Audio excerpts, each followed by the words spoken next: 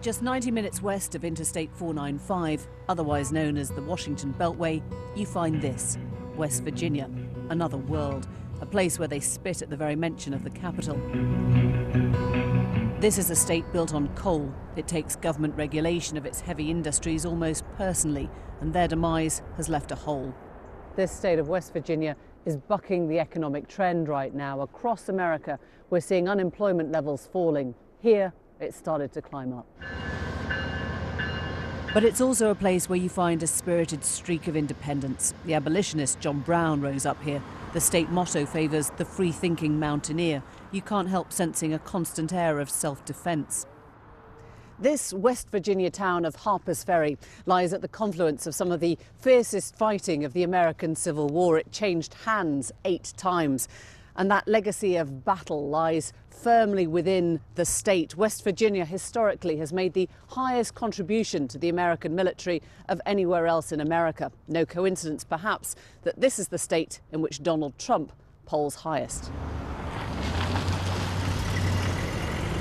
We head here to Romney to find out. Now, Romney's not a name Donald Trump much warms to these days, but we want to understand if its people warm to Trump, and more importantly, to his worldview. He's promised to make America great again. In Doodle's Bar, I ask Frank, a Vietnam veteran who's made West Virginia his home, what he makes of it. It just seems like we lost a sense of our inner pride, what made us Americans. And it seems everybody just wants a free ride. Hatchett puts it yet more unflinchingly. Someone with balls. Someone like a Ronald Reagan, even though he was like a movie star when he first got in there, but he had balls, and he stood up to everybody. Who's your Ronald Reagan this time around? Well, Donald Trump thinks he is, but I don't think he is. Many forget they hated Reagan when he started out, but rightly or wrongly, he's come to be seen as the president who got things right, prioritised defence spending without overwhelming loss of life. He kept his walls cold, in other words. Over a game of pool, I begin to understand the dilemma these voters face. They want to see America as unvanquishable, a proud and resilient nation, but they're in no doubt that war is too costly in both human and economic terms. Oh, okay. I think sometimes we're used.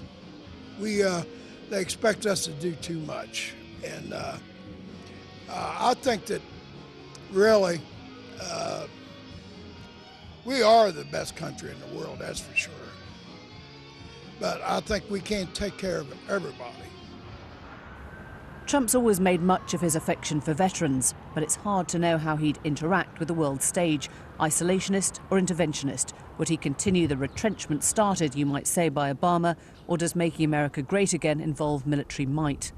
We've had 3 trains of thought in competition, going back to that traditional American leadership, or a neo-isolationism just pulling us back from the world even more, or a kind of lashing out, as Donald Trump articulates it, where we're just going to go after problems that bother us because we've been treated unfairly. The question for America fundamentally is whether Trump means what he says, whether he believes his wall, that concrete embodiment of xenophobia, will actually be built to keep Mexicans out, or whether, as Vanity Fair puts it, his love of saying the outrageous now almost borders on the erotic for him. What he would really do as president, I mean, think about it for a second, to go around and round up 11 million people and deport them would create such a police presence and such a police state, it would be unimaginable. I can't believe anyone would actually do it or even think it was doable. Yet that's what he's saying he will do. So I think we're all kind of at a loss what's really going to happen. Welcome back to the In last night's TV debate, he struck a note of diplomacy in dealings with Russia, selling himself as the broker, the deal maker. Wouldn't it be nice if actually we could get along with Russia, we could get along with foreign countries, instead of spending trillions and trillions of dollars? Warmer words for Putin than for those on stage with him from his own party. Watch where it got properly low budget. Look at those hands. Are they small hands? And he referred to my hands. If they're small, something else must be small. I guarantee you there's no problem. I guarantee it. All right. Okay. Moving on. And when you finish cringing, consider this. He's a man insecure enough to big up what commentators here would call his manhood on American TV.